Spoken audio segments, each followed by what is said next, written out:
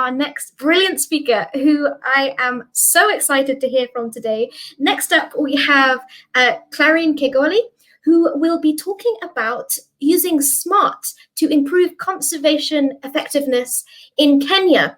She is ZSL's capacity building trainer based in Kenya, and she is an international trainer and expert of smart software, and she has helped to train people all over Africa into how to use this important tool. Alrighty, I will bring you in now. Hey, how's it going? How's it going? Hello, how are you? Great! I'm so excited to hear your talk today. It just sounds like an amazing project. So thank you so much for coming to chat to us today. Thank you very much. So let me proceed and share the screen. Yeah, sure thing. It should pop up in a second. Ooh, I can't quite see it. You need to hit the little, there should be a little square with a cross on the bottom saying that says share. You need to hit that and it should pop up. Ah, there we go. I can see it now. Here we go. Okay. Great. Okay. So hang on, I'll just remove that. So I think you need to hit share full screen. Because I think that shows your background as well. So you can see backstage as well as your presentation. Okay, so let me stop sharing first. Yeah, it's quite all right. So I got share and do the whole screen. Yeah, that's right. That's right. Or window. Oh, yeah, you can do either. Windows, you can try that one. Yeah. Okay. Is that okay now? Yeah, so if you hit, and then you hit start presentation. Yeah. Brilliant. Okay, brilliant. We are ready to go. Great. Well, I will dip out and you can start whenever you're ready. Thank you so much again. I'm so excited to hear this talk. Okay, yeah. So hi, my name is Clarine Kigoli, capacity trainer from ZSL Kenya, and I'm going to present on SMART, which in full is a spatial monitoring and reporting tool, a law enforcement and monitoring tool. So my work involves training rangers and conservation practitioners in the use of this software. Smart law enforcement enables the collection, storage, communication, and evaluation of data on patrol efforts, patrol results, and threat levels. So when effectively employed to create and sustain information flow between rangers and conservation managers, SMART can help to substantially improve protection of wildlife and their habitat. So I'm going to show you a few case studies here in Kenya where SMART approach has been successfully applied with the help of my organization, ZSL. Okay, next. So law enforcement monitoring is important in making us know where our wildlife are, where our threats are coming from, what are the trends, and without these answers, we can't plan effective responses. And also, we wouldn't know if our efforts are having an impact, and therefore we need to raise our game. Protected areas are the cornerstone of nature conservation. Despite their vital role in prevention of species extinctions, protected areas continue to be poorly resourced and managed, with less than a quarter providing effective protection efforts to reduce wildlife trade, will ultimately only be successful if anti-poaching efforts are effective. So the SMART approach, so SMART has always been more than a software. Initially, it was conceived to measure and improve patrol effectiveness, quality, and management. Second, it was to promote accountability and good governance. And number three, to standardize reporting of indicators on poaching and other threats. So yes, it's a technology, but also a partnership.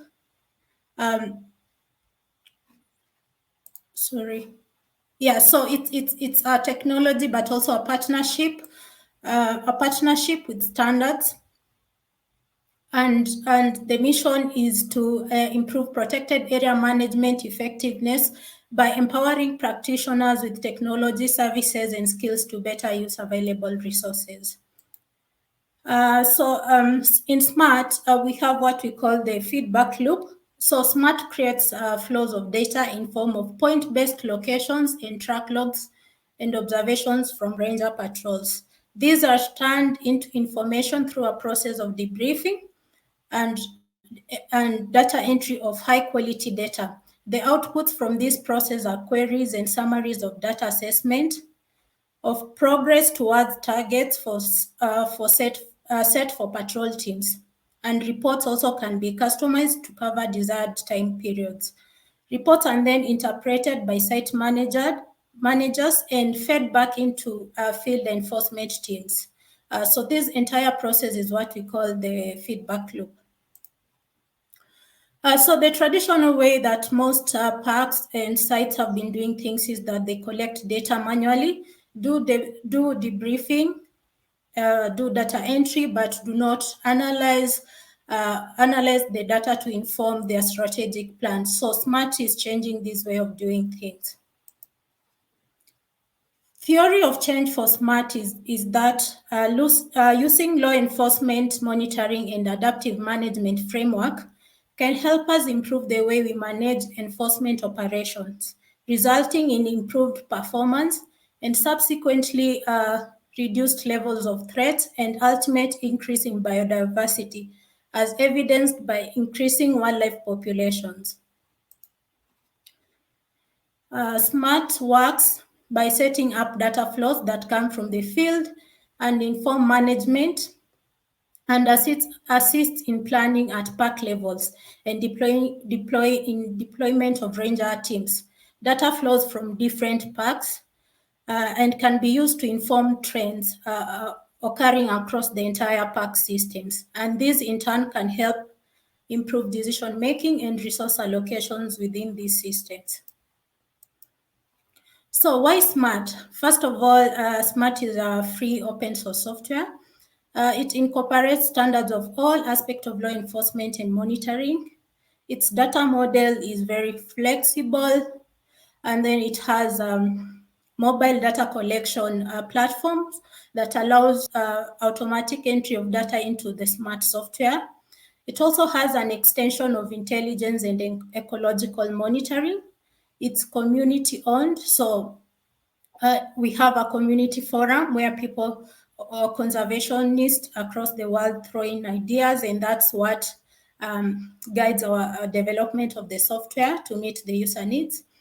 And lastly, SMART brings remote access, regional coordination, and real-time alerts from the field. So looking at patrol data that comes from the field looks like this. And we can do at least 3 levels of patrol analysis on this data. We can examine the most recent patrols during patrol debriefing. We can do periodic analysis to facilitate periodic evaluation and periodic feedback reports. We can also do in-depth and long-term protection trend analysis using this data. We also have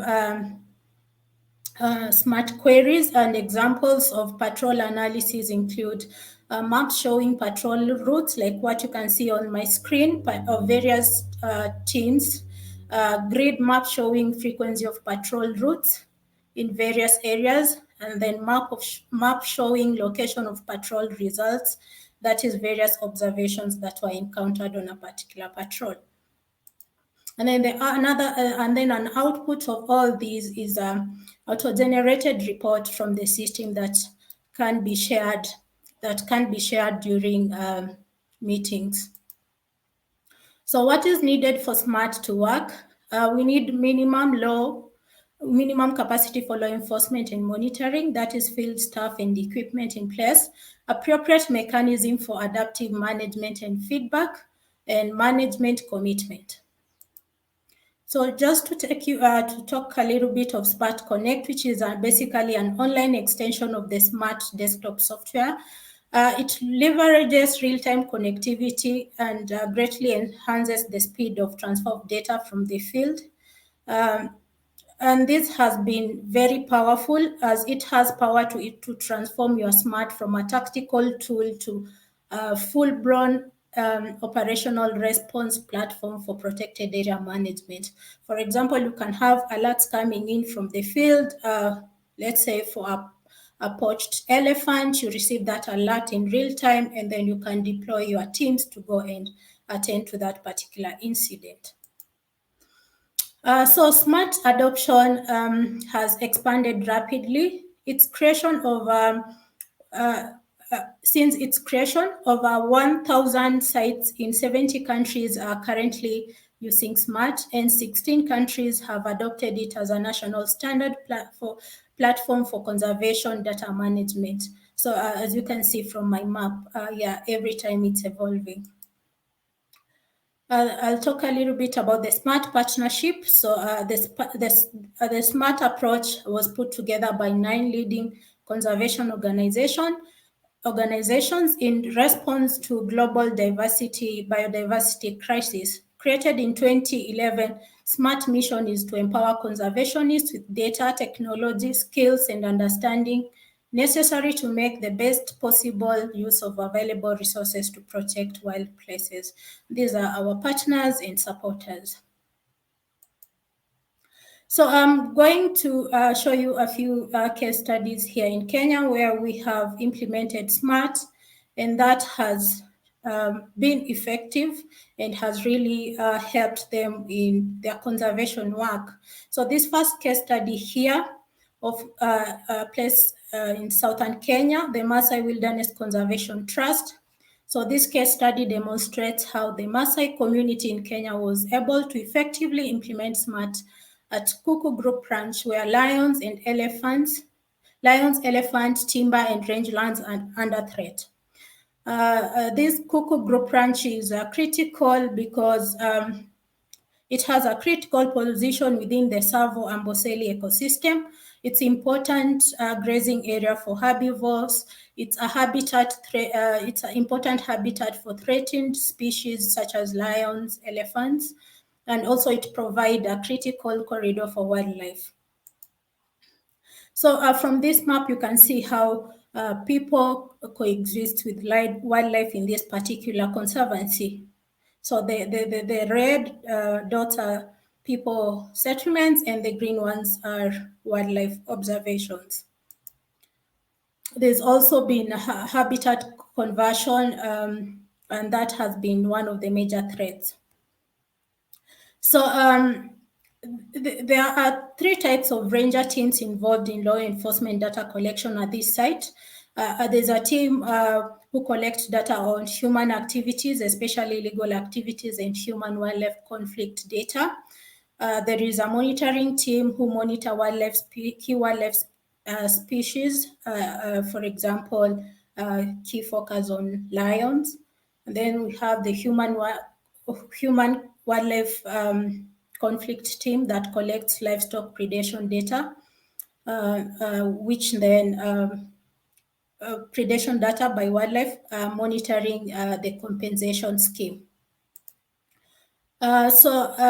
To date, this ranch has employed 179 rangers who conduct law enforcement patrols and monitoring using SMART. And one interesting thing is that these rangers are semi-literate, so they are those ones that initially did not know how to read and write. So with time, they've learned how to use the system. So to make sure data is collected in a systematic way, they have developed a standard monitoring protocol for wildlife monitoring, habitats, and human impacts. This monitoring protocol was developed in collaboration with ZSL, and SMART forms a central part of it. Patrolling is scheduled 6 days a week. All sightings of key species and illegal activities are recorded, and target patrol points is 24 kilometers a day. So improving performance using SMART, you can either, some of the things that have been proved to improve performance over time is something like incentivizing rangers, providing feedback to them, or designing a scoring system where you score rangers and then you reward them. Also looking at the quality of data and all that. So at this particular site, to improve ranger performance, they do feedback reviews and incentivize their teams for work well done, hence creating some kind of healthy competition among the teams. So the best team during the quarterly reviews, they would get, for example, a goat to kill and enjoy, something like that. So during these feedback and evaluation meetings, they show the results and discuss the work done by rangers.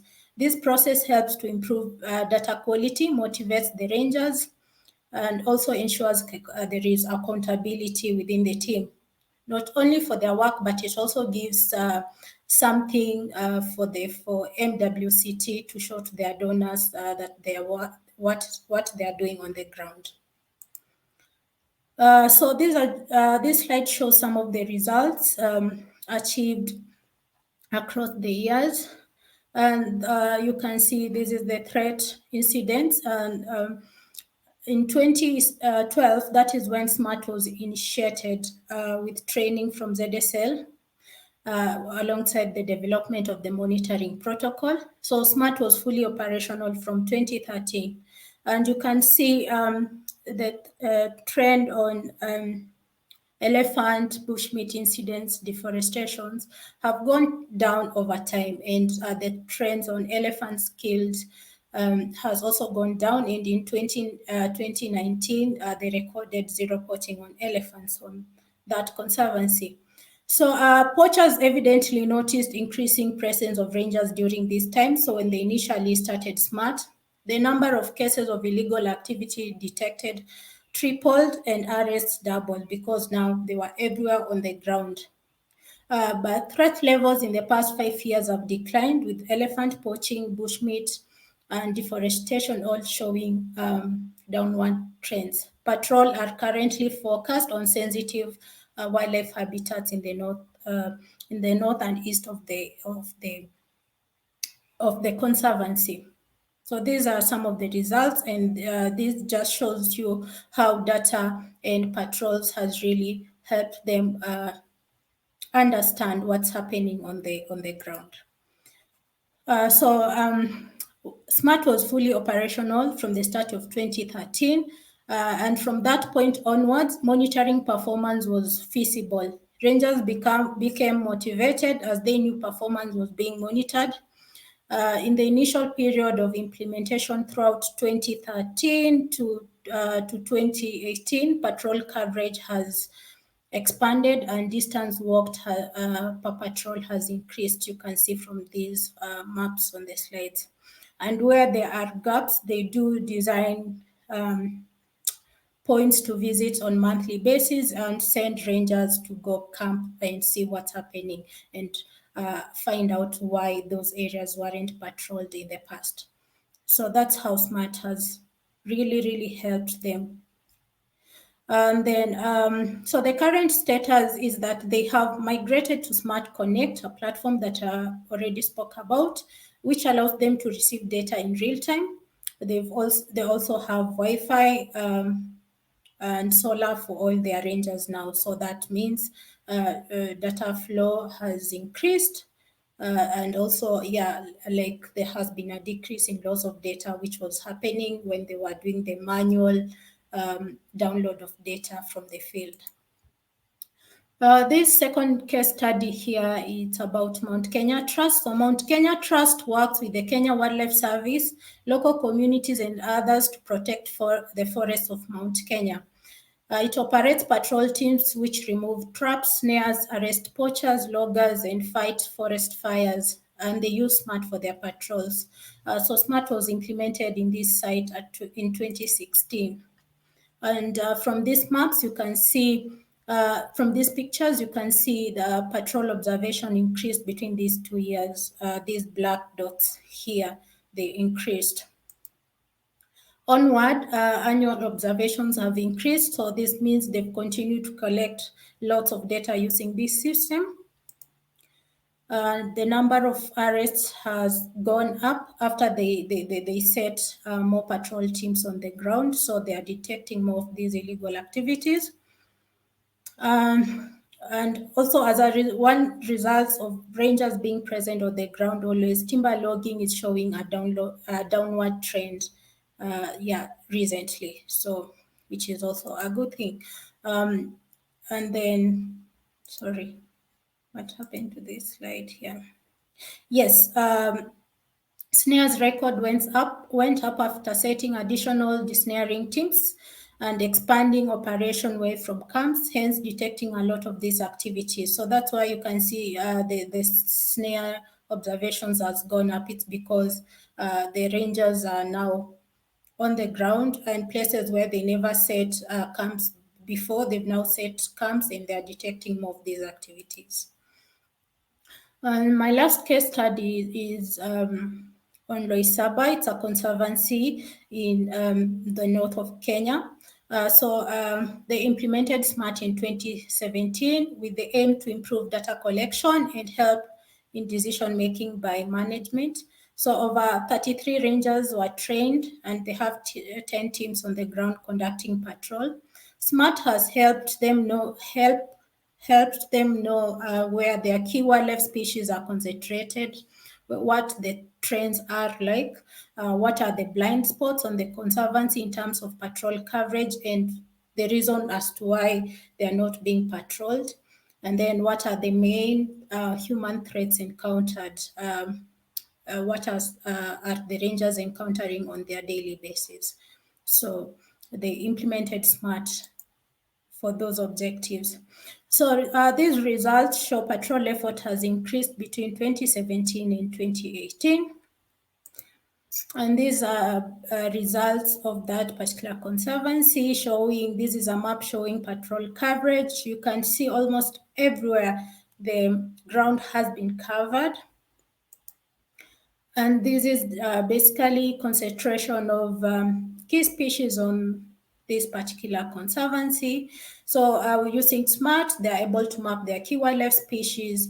And this also helps with citizen science and helps with tourism, where basically tourists are usually directed to areas where they can easily find these wildlife from the real-time data coming from SMART. And another result is that they are able to calculate encounter rates for selected species, whether it's predators or whatever, using this data from SMART. So from all these case studies, many more, because we have more than 30 sites in Kenya using SMART. Some of the lessons that lesson learned at multiple sites include the following: that without higher level support to make change, SMART will either not go off ground or will be ineffective in improving site management. Managers need to understand the SMART tool and take lead role in its day-to-day use. There also need to be some kind of commitment at top level management. SMART will be most effective when implemented as a standard operating procedure. Technical support for implementation may be needed for several years.